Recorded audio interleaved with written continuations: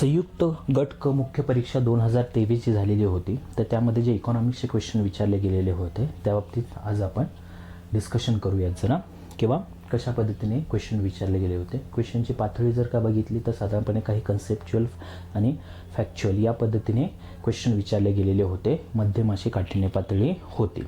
तर प्रश्न क्रमांक 91 पासून 100 पर्यंत इकॉनॉमिक्सवरती क्वेश्चन विचारले गेलेले होते. भारतीय अर्थशास्त्र या विषयावरती क्वेश्चन होते. तर पहिला क्वेश्चन 91 क्रमांकाचा जो होता तो पायाभूत सुविधांच्या विकासासाठी पुरेशा प्रमाणात निधीचे व्यवस्थापन करण्यासाठी सरकारने खालील संकल्पना विकसित केलेल्या आहेत, किंवा कोणत्या संकल्पना विकसित केल्या. ठीक आहे. पहिली गोष्ट तर याच्यावरती जास्त लक्ष देणं गरजेचं आहे की पायाभूत सुविधांच्या विकासासाठी कशासाठी संकल्पना होते, तर पायाभूत सुविधांचा विकास. जे वेगवेगळे पायाभूत सुविधांमध्ये काय येणार आहे, कोणकोणते घटक येणार आहेत. समजा साधारणपणे वीज निर्मिती असेल,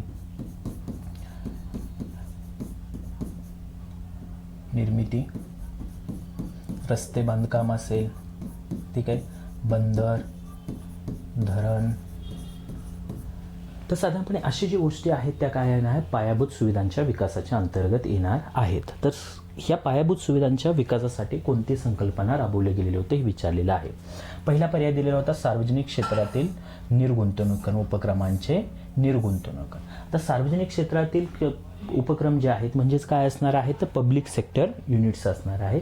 जिथे सरकारची मालकी आहे असे जे उद्योग आहेत तर त्यांना सार्वजनिक क्षेत्रातील उपक्रम असं बोललं जात असतं. तर याच्यामध्ये निर्गुंतवणूक डिसइन्व्हेस्टमेंट पॉलिसी सरकार राबवत असतं. तर हे कशासाठी राबवत असतं, तर त्याच्यामागे दोन उद्देश असतात.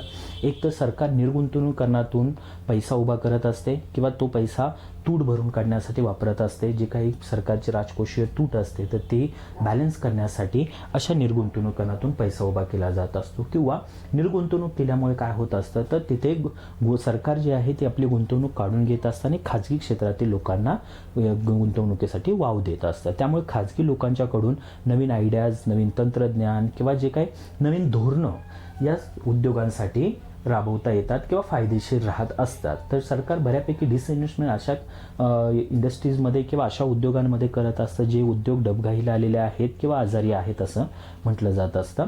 तर अशामधून डिसइन्व्हेस्टमेंट केलं जात असतं. तर सार्वजनिक क्षेत्रातील उपक्रमांचे निर्गुंतवणूकरण हा पहिला पर्याय आहे. दुसरा पर्याय आहे भारतात बनवा, म्हणजेच याला काय बोललं गेलेलं आहे, मेक इन इंडिया. ठीक आहे, मेक इन इंडिया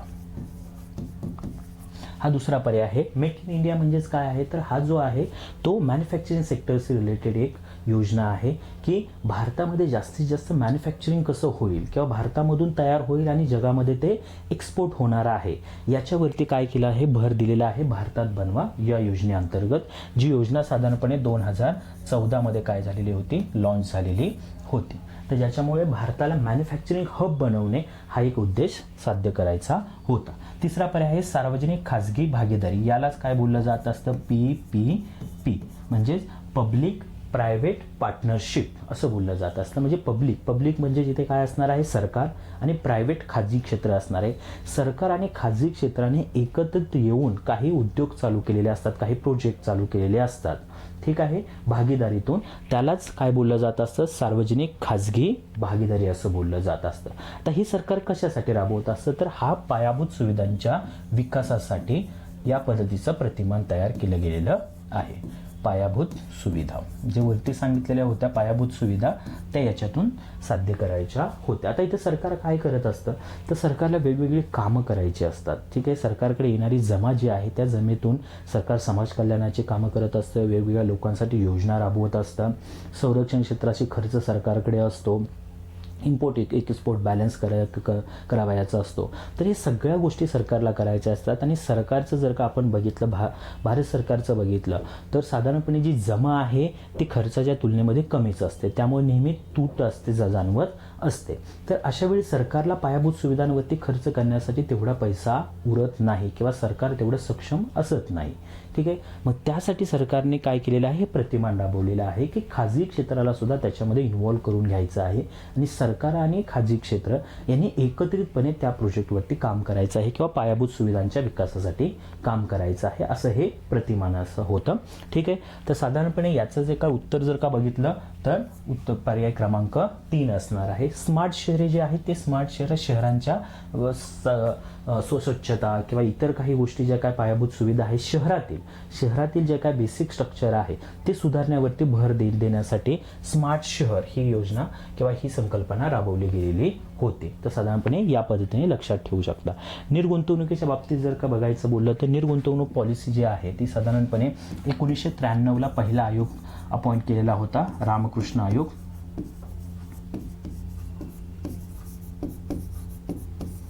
ठीक आहे. नंतर 2001 ला पाटील आयोग नेमलेला होता. तर या आयोगाने काय करायचं होतं तर निर्गुंतवणुकीच्या बाबतीत शिफारशी करायच्या होत्या किंवा कोणत्या उद्योगांमध्ये निर्गुंतवणूकरण सरकार करू शकतं या बाबतीत किंवा निर्गुंतवणूकरण कोणत्या पद्धतीने किंवा कोणत्या बेसिक गोष्टींवरती करायचं आहे याच्यावरती शिफारस करण्यासाठी हे आयोग नेमले गेलेले होते. साधारण पुढे हे जे निर्गुंतवणुकीकरण जे काय होत असतं तर ते वित्त मंत्रालयाच्या अंतर्गत DIPAM, ठीक आहे, department of investment and public asset management या विभागाच्या अंतर्गत ही निर्गुंतवणूकरणाची पॉलिसी राबवली जात असते. हे साधारणपणे लक्षात घ्या. आणि हा विभाग जो आहे तो विभाग कोणत्या मंत्रालयाच्या अंतर्गत येत असतो तर वित्त मंत्रालयाच्या अंतर्गत काम करत असतो. हे साधारणपणे लक्षात घ्या. भारतात बनवा मेक इन इंडिया जे आहे ते भारताला मॅन्युफॅक्चरिंग हब बनवण्यासाठी ही साधारणपणे योजना राबवली गेलेली होती. सार्वजनिक खाजगी भागीदारी प्रतिमान हे पायाभूत सुविधांच्या विकासासाठी राबवलं गेलेलं होतं. आणि स्मार्ट शहरे जी आहेत ती स्मार्ट शहरांचे सुशोभीकरण किंवा स्वच्छता वगैरे या बाबतीत शहरांना पुढे आणण्यासाठी राबवलं गेलेलं होतं. हे साधारणपणे इथे लक्षात घ्या. ठीक आहे. पुढचा प्रश्न पाहूयात आपण. ठीक आहे. पुढचा प्रश्न आहे प्रश्न क्रमांक 92. खालील विधाने विचारात घ्या. जेव्हा लोक सरकारी कर्जाची सदस्यता घेतात तेव्हा उपभोगण्याची प्रवृत्ती रोखली जात असते. सरकारी कर्जाची सदस्यता, ठीक आहे, म्हणजेच सरकारकडून कर्ज घेत असतील जर का लोक तर त्यावेळी उपभोगण्याची प्रवृत्ती रोखली जात असते. उपभोगण्याची म्हणजेच खर्च करण्याची म्हणू शकता. खर्च करण्याची प्रवृत्ती जी आहे ती लोकांची वाढते का कमी होते हे इथं विचारात घ्यायचं आहे. तर साधारणपणे कर्ज घेतल्यानंतर बेसिकली हे एक लक्षात समजून घ्या की जेव्हा लोकांच्याकडून कर्ज घेतलं जात असतं तर ते कर्ज बँकांकडून जे कर्ज घेतलं जात असतं तर ते कर्ज कुठेतरी गुंतवणूक करण्यासाठी किंवा लोकांची काहीतरी अडचण आहे ती अडचण पूर्ण करण्यासाठी कर्ज घेतलं जात असतं. हे बेसिकली आपल्याला माहिती आहे, बरोबर. म्हणजे कर्ज हे खर्च करण्यासाठी घेतलं जात असतं हे बेसिकली समजून घेणं गरजेचं आहे. परंतु इथं सरकारी कर्जाची सदस्यता घेतलेली आहे त्यामुळे इथं काय होणार आहे, उपभोगण्याची प्रवृत्ती जी आहे ती प्रवृत्ती रोखली जाणार आहे. म्हणजे एक्सेस खर्च केला जाणार नाहीये. खर्च हा नियंत्रणामध्ये केला जाणार आहे. खर्च करण्यावरती कंट्रोल केला जाणार आहे लोकांच्याकडून. त्यामुळे उपभोगण्याची प्रवृत्ती ही जी आहे रोखली जात असते. हे विधान काय येणार आहे, बरोबर येणार आहे. सार्वजनिक कर्जामुळे श्रीमंत अधिक श्रीमंत आणि गरीब अधिक गरीब होत असतात. सार्वजनिक कर्जामुळे हे शक्य आहे का तर नाहीये. सार्वजनिक कर्ज जे असतं म्हणजे सरकारने घेतलेलं कर्ज जे आहे तर ते कर्ज कशासाठी घेत असतं सरकार तर वेगवेगळ्या सामाजिक योजना राबवण्यासाठी किंवा सामाजिक कल्याण साध्य करण्यासाठी सरकार काय करत असतं, कर्ज घेत असतं. कारण की सरकारचा हा मुख्य उद्देश जो आहे तो समाज कल्याणाचा असत असतो. त्यामुळे सरकारने जे काही कर्ज घेतलेलं असणार आहे त्या कर्जातून सामाजिक हित जपलं जाणार आहे. त्याच्यामध्ये असं होणार नाही की श्रीमंत श्रीमंत होणार आहेत आणि गरीब गरीब होणार आहेत, ठीक आहे. ते श्रीमंत आणि गरीब यांच्यामध्ये दरी कमी करण्यासाठी सरकार इथे काम करत असतं. हे बेसिकली समजून घेणं गरजेचं आहे. त्यामुळे हे विधान काय होणार आहे, चूक होणार आहे की सार्वजनिक कर्जामुळे श्रीमंत अधिक श्रीमंत आणि गरीब अधिक गरीब होत जातील. हे काय असणार आहे, चुकीचं असणार आहे विधान. इथे विचारलेलं होतं योग्य विधान काय असणार आहे तर योग्य विधान फक्त ए असणार आहे. म्हणजेच हा पर्याय आपल्याला दिसतो आहे. ठीक आहे. नेक्स्ट, मानव विकास निर्देशांकाबाबत पुढीलपैकी कोणती विधाने बरोबर आहेत. संयुक्त राष्ट्रसंघाच्या मानव विकास निर्देशांक, ठीक आहे, ह्युमन डेव्हलपमेंट इंडेक्स यालाच बोललं जात असतं. संयुक्त राष्ट्रसंघाच्या विकास कार्यक्रम UNDP, ठीक आहे, युनायटेड नेशन डेव्हलपमेंट प्रोग्राम 1990 पासून आपल्या अहवालात मानव विकास मानव विकास निर्देशांक या संकल्पनेचा समावेश केला. बरोबर आहे. 1990 पासून ही काय केली जात आहे, संकल्पना राबवली जात आहे किंवा हा निर्देशांक काढला जात आहे मानव विकासाच्या बाबतीत, की मानव विकास कशा पद्धतीने साध्य होत आहे किंवा जागतिक स्तरावरती वेगवेगळ्या देशामध्ये मानव विकास कशा पद्धतीने साध्य केला जात आहे. तर 1990 बरोबर आहे. मानव विकास निर्देशांक या संकल्पनेचे श्रेय लॉर्ड मेघनाथ देसाई व अमर्त्य सेन यांना जाते. बरोबर आहे. हे सुद्धा लॉर्ड मेघनाथ देसाई व अमर्त्य सेन. अमर्त्य सेन तर हे आपल्याला नाव माहीतच आहे, ठीक आहे. त्याचबरोबर महबूब उल हक यांचं सुद्धा नाव चर्चेमध्ये असतं, की या दोघे काय आहेत तर ह्युमन डेव्हलपमेंट इंडेक्स विकसित करण्यासाठी जास्त हातभार लावलेला आहे, आपल्याला माहिती आहे. परंतु त्याचबरोबर हेच नाव सुद्धा तेवढंच महत्त्वाचं आहे. लॉर्ड मेघनाथ देसाई यांनी सुद्धा ह्युमन डेव्हलपमेंट इंडेक्स डेव्हलप करण्यासाठी काम केलेलं होतं, हे लक्षात घ्या. किंवा ते महत्त्वाचं असणार आहे की अमर्त्य सेन आणि लॉर्ड मेघनाथ देसाई ही दोन नावं काय असणार आहेत, महत्त्वाची असणार आहेत. ठीक आहे. तिसरं आहे मानव विकासाशी निगडीत 5 घटकांचा समावेश मानव विकास निर्देशांकात करण्यात येतो. 5 घटक आहेत का, तर इथे 5 घटक असणार नाहीये. तर इथे किती 4 घटकांचा विचार केला जात असतो मानव विकासाच्या बाबतीत. ठीक आहे. त्यामुळे हे विधान काय असणार आहे, चुकीचं असणार आहे. हे बरोबर आहे, हे बरोबर असणार आहे. मानव विकास निर्देशांकाचे मूल्य नेहमी 0 आणि 1 यांच्या दरम्यान असतं. बरोबर आहे. 0 आणि 1च्या दरम्यानच असतं. साधारणपणे भारतात जरी मानव विकास निर्देशांकाच्या बाबतीत जर का नंबर बघितले तरी सुद्धा 0.633 समथिंग अशा पद्धतीने आहे, म्हणजे 0 आणि 1 यांच्या दरम्यान आहे. हे आहे ते आपण समजून घेऊ शकतो. ठीक आहे. साधारणपणे या पद्धतीने आपण म्हणू शकतो हे विधान बरोबर असणार आहे. तर ए, बी आणि डी हा पर्याय कुठे आहे, ए, बी, डी या पद्धतीने हा पर्याय असणार आहे. तर हे काय असणार आहे, मानव विकास निर्देशांकाबाबतीत पुढील निर्देशांक किंवा या पद्धतीने निर्देशांक 1990 पासून तयार केले गेलेले आहेत. त्यामध्ये कोण कोण आहेत, लॉर्ड मेघनाथ देसाई व प्राचार्य अमर्त्य सेन हे आहेत. ठीक आहे. याचबरोबर रिचर्ड जॉली आणि गुस्ताव रेनिज हे सुद्धा काय आहेत, महत्त्वाचे आहेत. ठीक आहे. रिचर्ड जॉली, ठीक आहे, हे एक नाव महत्त्वाचं असणार आहे. आणि दुसरं आहे ते गुस्ताव रेनिज. ठीक आहे. गुस्ताव रेनिज ही नावं सुद्धा लक्षात ठेवा. गुस्ताव रेनिज यांनी सुद्धा काय केलेलं आहे की मानव विकास निर्देशांक विकसित करण्यासाठी काम केलेलं आहे, हे लक्षात घ्या. आता 5 घटक आहेत, तर 5 घटक आहेत का, तर 5 घटक नाही आहेत. तर इथे काय आहेत, तर 4 घटक आहेत. आयाम जे आहेत, आयाम 3 आहेत. बरोबर. एक आहे ते आयुर्मान आहे. बरोबर.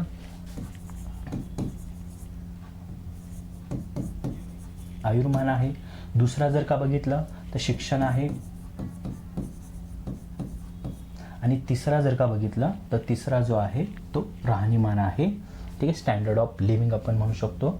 मी साधारणपणे इथे लिहितो.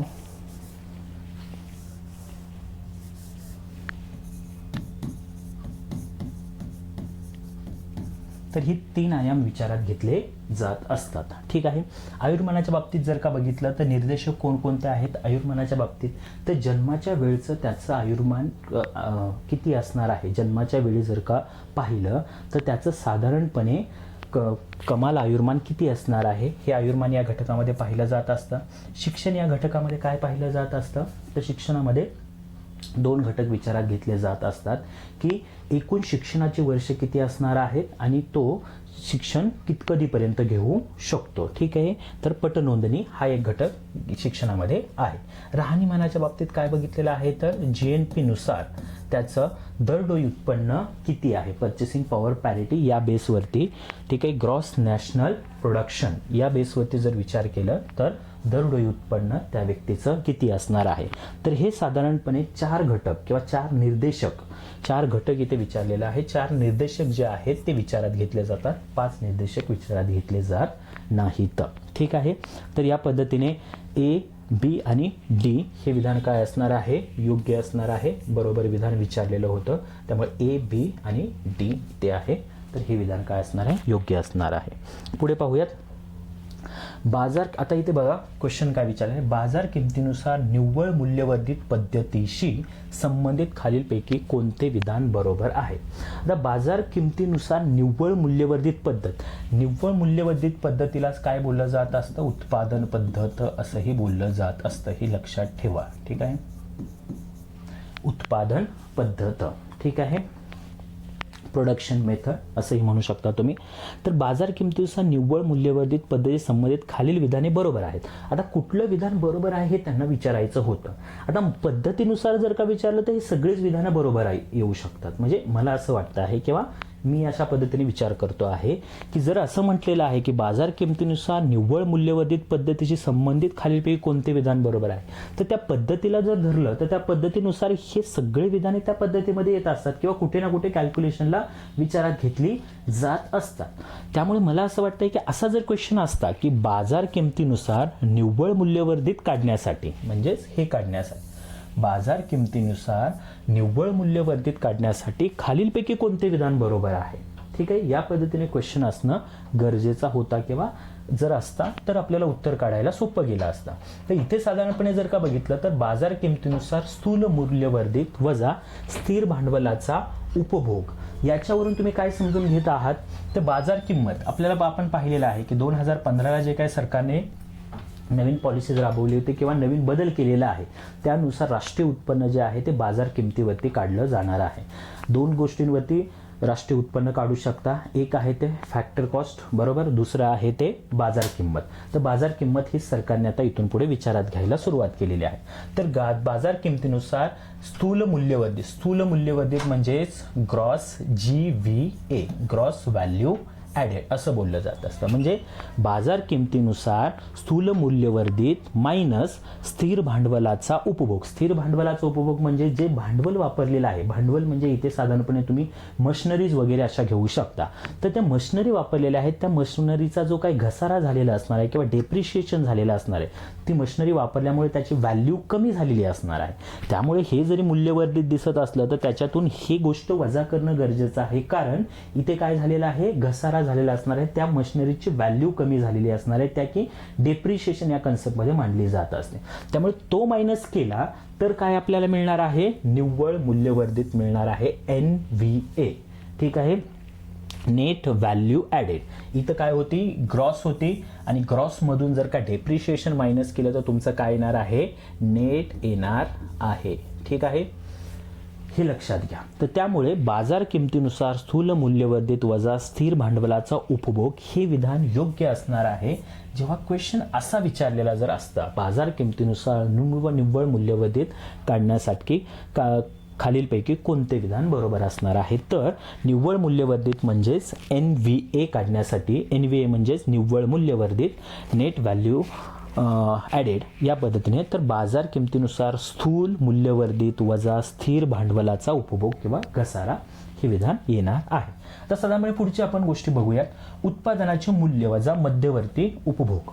ठीक आहे, तर उत्पादनाचे मूल्य हे जे असणार आहे, उत्पादनाचे मूल्य म्हणजेच काय असणार आहे, आउटपुट असणार आहे. ठीक आहे, ओके, व्हॅल्यू ऑफ आउटपुट, जे काही प्रोडक्शन निघणार आहे किंवा जे काही निर्मिती होणार आहे ते निर्मितीचं मूल्य इथे विचारात घेतलेलं असणार आहे. ठीक आहे, तर त्याच्यातून मध्यवर्ती उपभोग, इंटरमिजिएट कन्झम्पशन ज्याला बोललं जात असतं, तर ते जर का मायनस केलं तर आपल्याला काय मिळत असतं, तर GVA मिळत असतं, स्थूल मूल्यवर्धित. ठीक आहे, हे साधारणपणे लक्षात घ्या. म्हणजे एकूण जे उत्पादन झालेलं आहे त्या उत्पादनामधून जर का इंटरमिजिएट कन्झम्पशन जर का मायनस केलं तर ते का त्याच्यातून काय निघणार आहे, आपल्याला स्थूल मूल्यवर्धित मिळणार आहे. ठीक आहे, पुढे निव्वळ देशांतर्गत उत्पन्न. निव्वळ देशांतर्गत उत्पन्न यालाच काय आपण बोलणार आहे, निव्वळ म्हणजेच नेट, देशांतर्गत म्हणजेच काय असणार आहे, डोमेस्टिक असणार आहे, आणि उत्पादन म्हणजे प्रोडक्शन असणार आहे. बरोबर, NDP. ठीक आहे, म्हणजेच NDP जो आहे तो देशांतर्गत उत्पादन आपण जर का बघितलं तर काय आहे, GDP आपण पाहत असतो. GDP ही कन्सेप्ट बऱ्यापैकी आपण ऐकलेली आहे. तर GDP मध्ये काय बोललं जात असतं, तर देशाच्या सीमेच्या अंतर्गत जे काही एकूण उत्पादन वस्तूंचं आणि सेवांचं होणार आहे त्यांची अंतिम किंमत किंवा अंतिम मूल्य जे असणार आहे ती म्हणजे काय असतो, GDP असतो. आणि त्या GDP मधून जर घसारा मायनस केला तर राहिलेला काय असणार आहे, तर NDP असणार आहे. हे साधारणपणे आपण पाहिलेलं आहे. आणि या NDP मध्ये जर का परदेशातील निव्वळ घटक उत्पादन, इथं निव्वळ म्हटलेलं आहे. निव्वळ म्हणजेच काय, एक्सपोर्ट आणि इम्पोर्ट याच्यामधली जी तफावत येणार आहे ती तफावत जर का याच्यामध्ये मिळवली तर काय होणार आहे, तर येणारं जे असणार आहे ते याच्यामध्ये जर का मिळवली तर स्थूल राष्ट्रीय उत्पन्न GNP म्हणजेच ग्रॉस नॅशनल प्रोडक्शन येणार आहे. ठीक आहे, आपल्याला राष्ट्रीय काढायचं आहे. राष्ट्रीय काढण्यासाठी हे देशांतर्गत आहे, म्हणजे देशाच्या सीमेच्या अंतर्गत स्वदेशी लोकांनी किंवा विदेशी लोकांनी दोन्ही लोकांनी जे काही कमवलेले असणार आहेत इथे इन्कम, त्याचा विचार केला जाणार आहे, किंवा देशाच्या सीमेच्या अंतर्गत जे नवीन प्रोडक्शन झालेलं आहे त्याचा विचार इथे होणार आहे. बरोबर. पण इथे जो आहे तो काय आहे, या घटकावरती फोकस करा. राष्ट्रीय म्हणजेच काय, जे विदेशी लोकांचं आहे ते आपल्याला मायनस करायचं आहे, आणि स्वदेशी लोकांनी जे विदेशामध्ये कमवलेलं असणार आहे ते आपल्याला राष्ट्रीय उत्पन्नामध्ये किंवा भारताच्या उत्पन्नामध्ये ऍड करायचं आहे. आणि तेच दोन्ही एकत्रित करून त्यालाच काय बोललं गेलेलं आहे, परदेशातील निव्वळ घटक उत्पादन. ठीक आहे, किंवा तुम्ही असं म्हणू शकता विदेशी काय म्हणू शकता, इथं मिळकत म्हणा. चला ठीक आहे. विदेशी मिळकत जी आहे त्याच्यातून जर का स्वदेशी मिळकत या पद्धतीने बघा. समजा विदेशी मिळकत भारतामधून बाहेर जाणारी किती होती, समजा 20 होती. बरोबर. आणि भारतामध्ये येणारी किती होती, समजा 10 होती. ठीक आहे, याच्यातून जर का वजा केली 20 वजा 10, तर 10 जी आहे ती काय असणार आहे, तुमची बाहेर जाणारी जास्त असणार आहे. आणि यालाच काय बोललं जात असतं, परदेशातील निव्वळ घटक उत्पादन बोललं जात असतं. म्हणजे बाहेर जाणारी जास्त आहे, म्हणजे हे ॲडिशन होईल का, तर -10 मध्ये येणार आहे. म्हणजे ही आपल्या राष्ट्रीय उत्पन्नातून काय होणार आहे, -10 होणार आहे, म्हणजे जास्तीची रक्कम बाहेर जाणार आहे. तर ते निव्वळ जे आहे ती ऍड जर का केली NDP मध्ये तर तुम्हाला काय येत असतो, GNP येत असतो.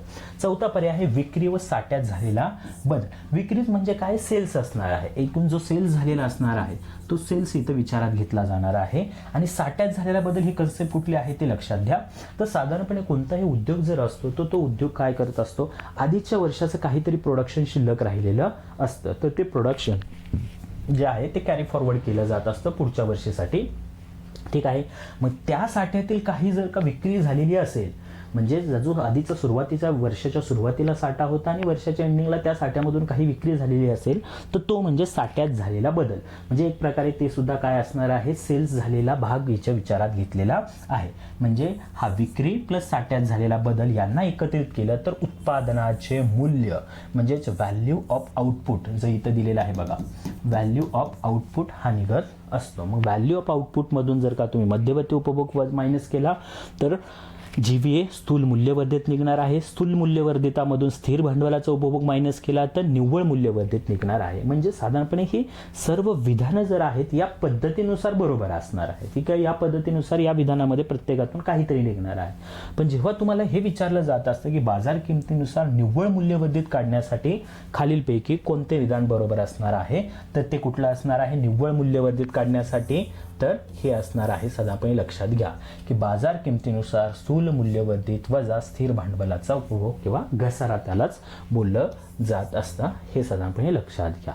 तर ठीक आहे, तर याचं उत्तर 94 नुसार आयोगाने जे दिलेलं आहे ते आपण पकडूयात की पर्याय क्रमांक 1 दिलेला आहे. ठीक आहे. नेक्स्ट आहे भारतीय शेतीच्या उत्पादकतेसंदर्भात पुढील विधानातून अयोग्य विधान निवडा. अयोग्य विधान निवडायला सांगितलेलं आहे. ठीक आहे, हे लक्षात. स्वातंत्र्य प्राप्तीनंतरच्या सुरुवातीच्या काळात शेतीच्या उत्पादकतेत वेगाने वाढ झाली. स्वातंत्र्य प्राप्तीनंतर तुम्ही बघितलं तर दुष्काळजन्य परिस्थिती, निर्वासितांचा प्रश्न, ठीक आहे, पाकिस्तान वेगळं झालेलं होतं, बांगलादेश जो आहे आत्ताचा म्हणजे पाकिस्तानचा जो भाग होता त्यावेळी तो वेगळा झाल्यामुळे बरंच कृषी उत्पादनाशी रिलेटेड क्षेत्र जे आहे ते क्षेत्र कुठे गेलेलं होतं, तर पाकिस्तानकडे गेलेलं होतं. हे आपण पाहिलेलं आहे. तर अशा परिस्थितीमध्ये जर का विचार केला तर स्वातंत्र्य प्राप्तीनंतर सुरुवातीच्या काळात शेतीच्या उत्पादकतेत वेगाने वाढ झालेली असणार नाहीये. ही काही रिझन आहेत. दुष्काळजन्य परिस्थिती, निर्वासितांचा लोंढा जो भारतामध्ये आलेला होता तो सांभाळणं किंवा त्यांची व्यवस्था लावणं या गोष्टी होत्या.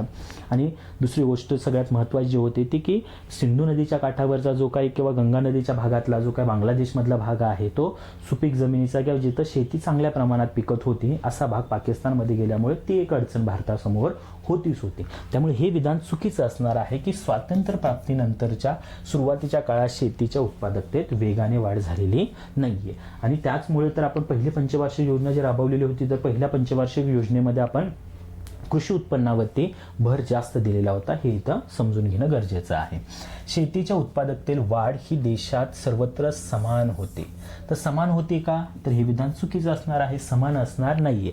शेतीच्या उत्पादकतेत वाढ जी आहे देशामध्ये सर्वत्र समान झालेली नव्हती. काही ठराविक राज्य अशी होती की जिथं शेतीचं उत्पादन खूप मोठ्या प्रमाणात होत होतं आणि काही राज्य अशी होती की जिथे शेतीचं उत्पादन जास्त झालेलं नव्हतं किंवा सिंचनाच्या व्यवस्था नव्हत्या किंवा आधुनिक शेती पद्धती राबवली जात नव्हती. आज सुद्धा आपण बघितलं तर आज सुद्धा भारतामध्ये बऱ्यापैकी ही स्थिती दिसते आपल्याला की काही राज्य असे आहेत की ज्याच्यामध्ये शेतीचा विकास जास्त झालेला नाहीये. पंजाब सारखे राज्य बघितलं तर तिथं खूप चांगल्या प्रमाणात शेतीचं उत्पादन वगैरे घेतलं जात असतं, पण त्यामध्ये सुद्धा काही ठराविक घटकांवरतीच किंवा शेती वस्तूंवरतीच फक्त फोकस केलेला आहे उत्पादनाच्या बाबतीत. सर्वच शेती प्रोडक्शन वाढलेलं आहे असं नाही झालेलं पंजाबच्या बाबतीत. पण पंजाब आणि बाकीच्या राज्य, काही इतर काय राज्य आहेत, ओडिसा वगैरे राज्य बघितली, झारखंड वगैरे राज्य बघितलं, तर तिथे शेतीचं उत्पादन खूप कमी प्रमाणात आहे. म्हणजे आज सुद्धा काय भारतामध्ये शेती उत्पादनाच्या बाबतीत समानता नाहीये, हे इथं आपण समजून घेऊ शकतो. त्यामुळे हे विधान जे आहे शेतीच्या उत्पादकतेतील वाढ ही देशात सर्वत्र समान होते, हे विधान चुकीचं असणार आहे. तिसरे विधान आहे जगातील इतर विकसित व विकसनशील देशांच्या तुलनेत भारतीय शेतीची उत्पादकता अजूनही बऱ्याच प्रमाणात काय आहे तर कमी आहे, हे लक्षात घ्या. जगातील इतर विकसित आणि विकसनशील असे दोन्ही शब्द वापरलेले आहेत, त्यामुळे तुम्हाला सहज लगेचच लक्षात येईल. जगातील इतर विकसित देशांच्या तुलनेत भारतीय शेती जो अजूनही बऱ्याच प्रमाणात कमी आहे. आहे का कमी, तर आहे, बरोबर आहे. आज सुद्धा भारताची जी उत्पादकता आहे ती एवढ्या मोठ्या प्रमाणात नाही. ज्या प्रमाणात भारताकडे शेतीला उपलब्ध क्षेत्र आहे किंवा पाण्याचं जर का व्यवस्थापन व्यवस्थित केलं तर पाणी सुद्धा खूप चांगल्या प्रमाणात आपल्याला उपलब्ध होऊ शकतं, परंतु त्या तुलनेमध्ये आपण तेवढं उत्पादन घेऊ शकत नाहीये. इस्रायल सारखा छोटा देश बघितलं तर भारताच्या बाबतीत बऱ्याच शेती उत्पादनाच्या बाबतीत पुढे आहे. तर ही अशी जर का तुलना केली गेली तर भारताचं नक्कीच काय आहे उत्पादन जे आहे इतर जगाच्या तुलनेमध्ये कमी असणार आहे आणि हे विधान काय होणार आहे बरोबर येणार आहे. ठीक आहे. त्यामुळे भारतीय शेतीचे उत्पादक संदर्भात अयोग्य विधान विचारलेलं होतं, तर अयोग्य विधान कोणते असणार आहेत, तर ए आणि बी ही काय असणार आहेत, अयोग्य विधाने असणार आहेत. हे इथं लक्षात घेणं गरजेचं असणार आहे. ठीक आहे. पुढचा प्रश्न काय आहे बघा. पुढचा प्रश्न दिलेला आहे की शून्य आधारित अर्थसंकल्पासंदर्भात पुढील विधानातून योग्य विधान ओळखा. शून्य आधारित अर्थसंकल्प, झिरो बेस बजेट याला बोललं जात असतं, शून्य आधारित अर्थसंकल्प. ठीक आहे. 1980 मध्ये युएसएच्या कृषी विभागाने प्रथम सादर केला. तर 1980 मध्ये युएसएच्या कृषी विभागाने सादर केलेला आहे का, तर नाहीये. युएसएच्या कृषी विभागाने सादर केलेलं नाहीये, हे इथं सगळ्यात महत्त्वाचं असणार आहे. 1980 हे इयर सुद्धा दिलेलं आहे त्यांनी. तर ते साधारणपणे बघितलं तर 1960च्या दशकात टेक्सास इन्स्ट्रुमेंट कंपनीत पीटर पिहर यांनी काय केलेलं आहे, तर हा पहिल्यांदा मांडलेला होता. 1960च्या दशकामध्ये पीटर पिहर, ठीक आहे, यांनी टेक्सास इन्स्ट्रुमेंट कंपनी जी होती त्या कंपनीमध्ये सुरुवातीला मांडलेला होता. सार्वजनिक खर्चावर नियंत्रण ठेवण्यासाठीचे एक पाऊल म्हणून 7व्या योजनेत शून्य आधारित अर्थसंकल्पाची शिफारस केलेली होती. सार्वजनिक खर्चावर नियंत्रण ह्या विचार बघा, साधारणपणे काय होतं, सरकारकडून खर्च मोठ्या प्रमाणात होत असतो किंवा सरकारला तो करावा लागत असतो. ठीक आहे. आणि ह्या खर्चामध्ये बऱ्याच असा खर्च असतो की जो अनावश्यक असतो किंवा अनावश्यक पद्धतीने होत असतो. मग सरकार काय करत असतो, प्रयत्न की हा अनावश्यक खर्च होऊ नये याच्यावरती नियंत्रण ठेवण्यासाठी काहीतरी उपाययोजना करत असतात. तर झिरो बेस बजेट, शून्य आधारित अर्थसंकल्प हा एक चांगला पर्याय होऊ शकत होता तिथे. कारण की झिरो बेस बजेटमध्ये काय केलं जात असतं, तर यावर्षी जे बजेट राबवलं जाणार आहे तर पुढल्या वर्षी जेव्हा बजेट राबवलं जाणार आहे तेव्हा मागच्या वर्षी म्हणजे या वर्षीच्या बजेटचा सगळ्या गोष्टींचा पुन्हा अभ्यास केला जाणार आहे. प्रत्येक योजनेचा किंवा योजनेचं साधारणपणे कशा पद्धतीने ती राबवली गेलेली होती, त्याच्यातून काय आउटपुट आलेला आहे याचा डिटेलमध्ये अभ्यास करून पुन्हा नव्याने एक योजना झिरो बेस पकडून पुन्हा एक नवीन सर्वे करून नवीन अभ्यास करून योजना आखल्या जाणार आहेत. आणि त्यामुळे बऱ्यापैकी सार्वजनिक खर्चावरती नियंत्रण ठेवण्यासाठी फायदाच होणार होता. आणि सातवी योजना साधारणपणे जर का तुम्ही बघितली तर सातवी योजना कोणत्या काळामध्ये राबवली गेली होती, तर 1985-90 या कालावधीमध्ये राबवली गेलेली होती. तर 7व्या योजनेत शून्य आधारित संकल्पाची शिफारस केली गेलेली होती. हे विधान काय असणार आहे? बरोबर असणार आहे. 1998 मध्ये केंद्र शासनाने सुधारित अर्थसंकल्पाचा दृष्टिकोन, शून्य आधारित अर्थसंकल्पाचा दृष्टिकोन स्वीकारलेला होता. ठीक आहे. 1998 मध्ये केंद्र शासनाने, 98 मध्ये आहे का? तर 98 मध्ये असणार नाहीये. साधारणपणे तुम्ही पाहिलं तर 1986 मध्ये काय आहे? प्रायोगिक तत्वावरती हा विचार केला गेलेला होता झिरो बेस बजेट राबवण्याचा. ठीक आहे. आणि नंतर 1987 मध्ये 87-88 ला काय केलेलं होतं? झिरो बेस बजेट राबवलं गेलेलं होतं. त्यामुळे हे विधान सुद्धा काय येणार आहे? चूक येणार आहे. ते विचारलं गेलेलं काय आहे आपल्याला? तर पुढे योग्य विधान कोणतं असणार आहे? तर योग्य विधान काय असणार आहे? फक्त बी असणार आहे. हे इथं समजून घ्या. ठीक आहे. तर आपण हे झिरो बेस बजेट जे आहे ते खर्चाचा पुनर्विचार करण्यासाठी राबवलं जात असतं. खर्चाचा पुनर्विचार.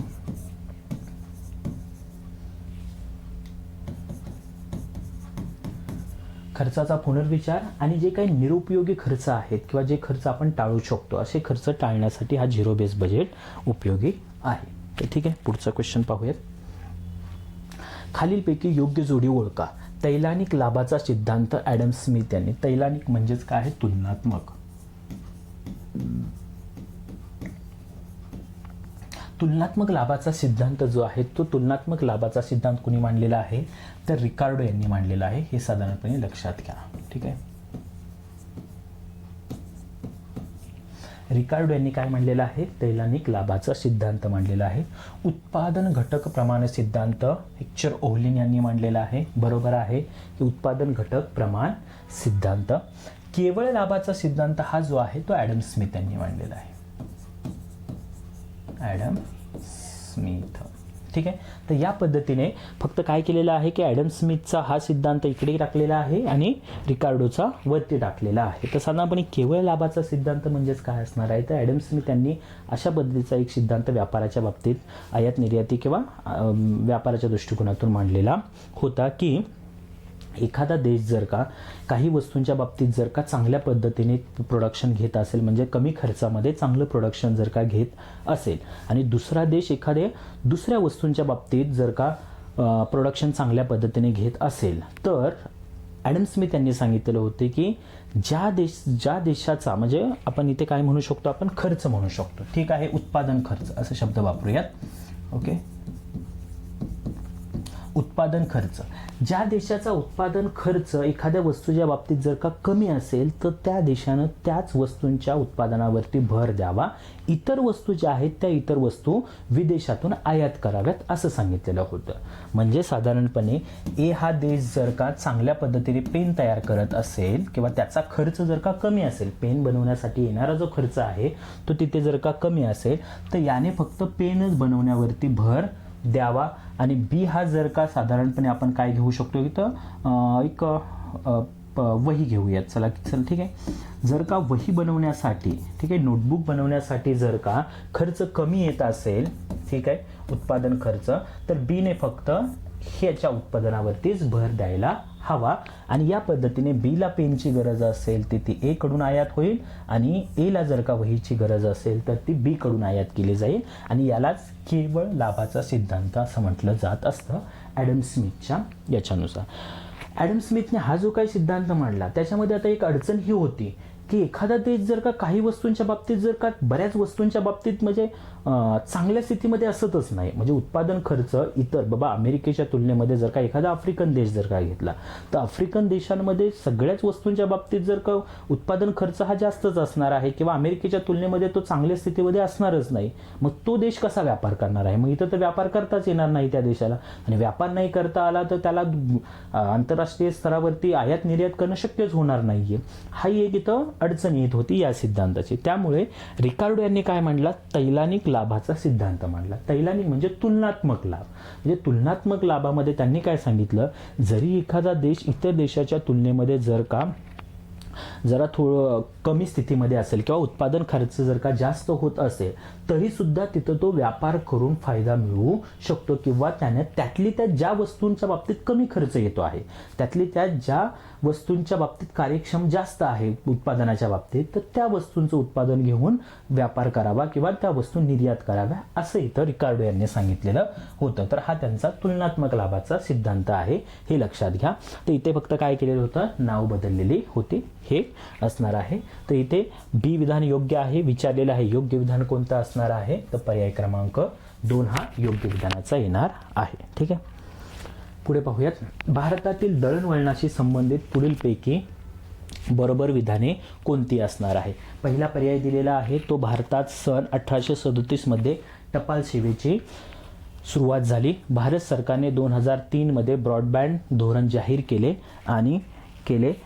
दूरसंचार साधनांचे उत्पादन करणारा भारत एक प्रमुख देश होण्यासाठी दूरध्वनीसाठी विशेष आर्थिक क्षेत्र उभारणारे 11व्या पंचवार्षिक योजनेचे महत्त्वाचे उद्दिष्ट होते.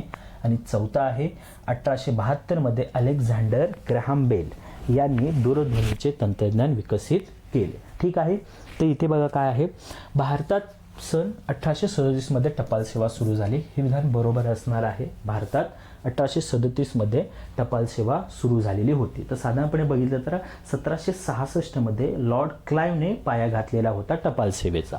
ठीक आहे, 1766 क्लाइव्ह.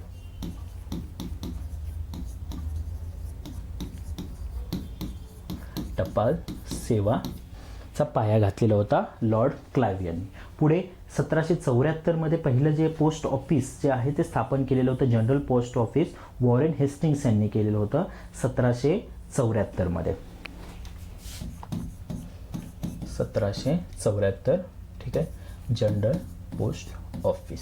ठीक आहे, तर हे कोणी केलेलं होतं, वॉरेन हेस्टिंग्स.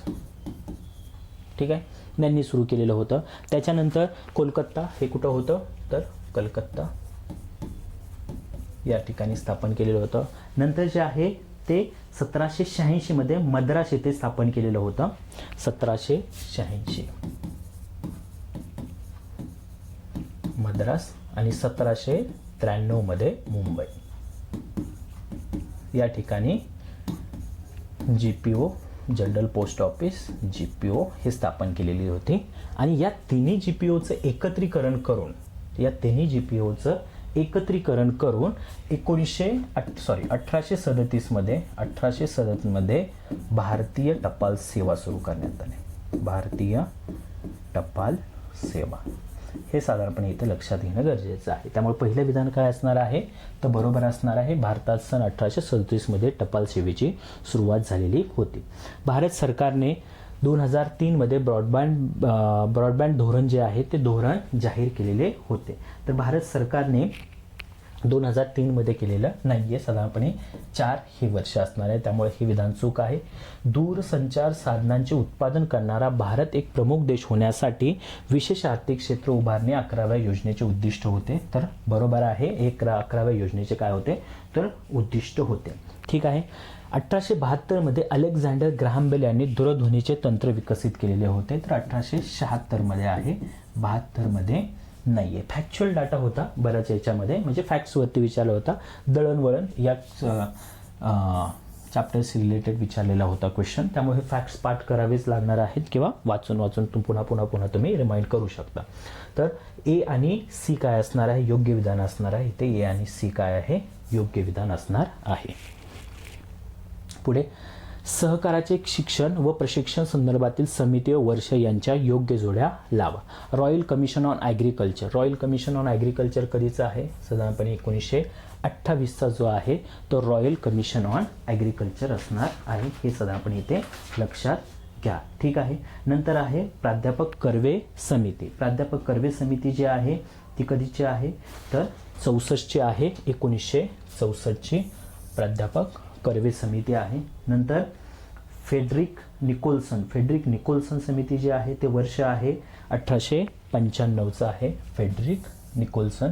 आणि मॅकलगन समिती जी आहे ते 1915ची आहे. हा फॅक्च्युअल डाटा असणार आहे. तर या दृष्टिकोनातून विधान कोणतं योग्य असणार आहे, तर ए साठी आहे 3, ए साठी 3 असणार आहे. हा पर्याय गेला, हा पर्याय गेलेला आहे. नंतर कर्वे समिती बी साठी 4 असणारा हा पर्याय असणार आहे, म्हणजे पर्याय क्रमांक 3 हा योग्य असणार आहे. रॉयल कमिशन ऑन ॲग्रिकल्चरवरती जेव्हा इंग्रजांनी हा अपॉइंट केलेला कमिशन होता. कर्वे समिती जी होती, कर्वे समितीने सहकार क्षेत्राचा अभ्यास करण्यासाठी कर्वे समिती अपॉइंट केली होती. तर कर्वे समितीने साधारणपणे सहकाराची 6 तत्व सांगितलेली होती. त्याच्यामध्ये सहकारांतर्गत सहकार हे विशेष नवीन वेगळं असं तत्व त्यांनी सांगितलेलं होतं कर्वे समितीने, हे लक्षात घ्या. फेडरिक निकोल्सन समिती जी आहे, ते फेडरिक निकोल्सन समिती जी आहे ही मद्रास प्रांताकडून अपॉइंट केली गेली होती साधारणपणे, हे लक्षात घ्या. तर तो रशियामध्ये जाऊन सहकार क्षेत्राचा अभ्यास करणं आणि भारतामध्ये कशा पद्धतीने सहकार क्षेत्राशी संदर्भित योजना आपण राबवू शकतो, तर हे सांगण्यासाठी ही समिती अपॉइंट केली होती. आणि मॅकलगन समिती जी आहे, मॅकलगन समिती साधारणपणे सहकाराचा पुनर्विचार करण्यासाठी ही समिती अपॉइंट केलेली गेलेली होती, की आत्तापर्यंत जे काही सहकार्याशी रिलेटेड 1904चा असेल, 1912चा कायदा असेल, तर हे कायदे राबवल्यानंतर सहकार क्षेत्रामध्ये काय अजून वेगळं करणं गरजेचं असणार आहे किंवा याचा एक साधारणपणे अभ्यास करण्यासाठी मॅकलगन समिती अपॉइंट केली गेलेली होती. ठीक आहे, फॅक्च्युअल होता, त्यामुळे इयर तुम्हाला पाठ करावेच लागते. पुढे आहे 2021-22 दरम्यान RBIच्या निव्वळ परकीय चलन मालमत्तेत टिंबटिंब होती. निव्वळ चलन मालमत्ता विचारलेला आहे, यालाच काय बोललं जात असतं, फॉरेन करन्सी रिझर्व. ठीक आहे, फॉरेन करन्सी रिझर्व, ज्याच्यावरती नियंत्रण कोण ठेवत असतं, तर रिझर्व्ह बँक ऑफ इंडिया सरकारच्या वतीने ठेवत असते. आणि फॉरेन करन्सी ही प्रत्येक सरकारला ठेवावीच लागत असते, कारण फॉरेन करन्सीच्या माध्यमातून जी देशाची करन्सी आहे ती स्थिर ठेवण्यासाठी किंवा तिला मजबूत स्थितीमध्ये ठेवण्यासाठी फायदा होत असतो. तसेच बॅलन्स ऑफ पेमेंटची पेमेंट जी आहे, ती देणी जी आहेत, ठीक आहे, ती देणी देण्यासाठी सुद्धा विदेशी चलनाचा फायदा होत असतो. जर देशाने कर्ज घेतलेलं असेल तर त्या कर्जावरील व्याज देणं किंवा कर्जाचे हप्ते देणं हे सुद्धा विदेशी करन्सीमधूनच होणार आहे. आणि आत्ता सध्याला तुम्ही बघितलं तर प्रत्येक देशाला इतर देशांच्या बरोबर व्यापार करावा लागत असतो.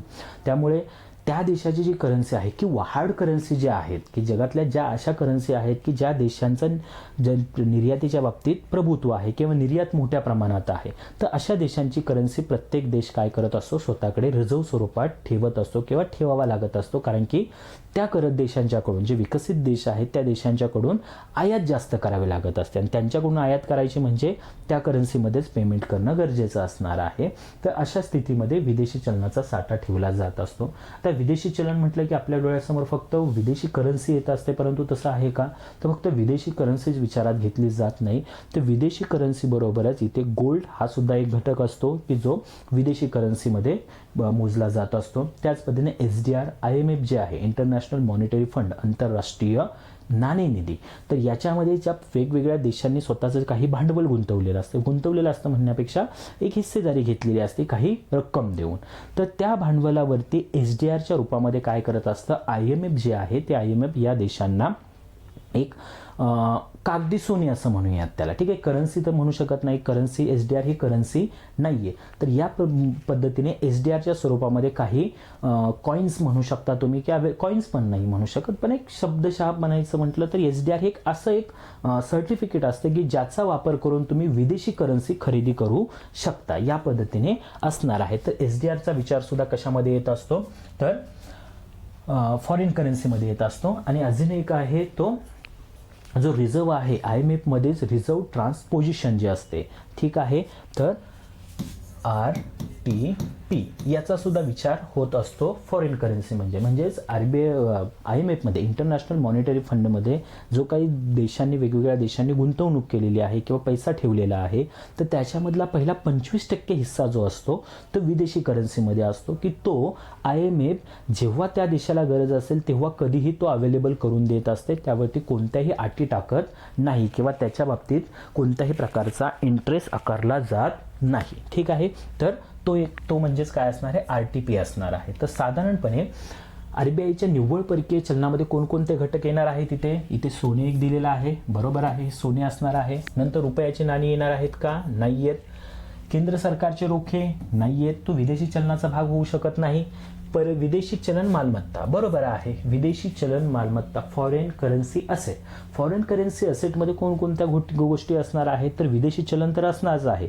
डॉलर असेल, पाऊंड स्टर्लिंग असेल, तुमचं युआन असेल, युरो असेल, तर हे वेगवेगळ्या करन्सी ज्या ठेवल्या असणार आहेत तर त्याचा विचार होणारच आहे. परंतु त्याचबरोबर रिझर्व्ह बँक ऑफ इंडियाने इतर देशांचे सरकारचे जे काही बॉन्ड्स खरेदी केलेले असतील, सिक्युरिटीज खरेदी केलेले असतील किंवा विदेशी सरकारचे ट्रेझरी बिल्स खरेदी केलेले असतील, तर यांचा विचार सुद्धा कुठे होणार आहे, तर विदेशी चलन मालमत्तेमध्ये होणार आहे. हे इथे समजून घ्या. ठीक आहे. तर सोने आणि विदेशी चलन मालमत्ता हे दोन घटक जे असणार आहेत तर इथे विचारात घेतले जातील. आणि याचबरोबर आणखी दोन घटक कोणते असणार आहेत, तर आरटीपी म्हणजेच काय असणार आहे, रिझर्व्ह ट्रान्सपोजिशन आणि एसडीआर. ठीक आहे.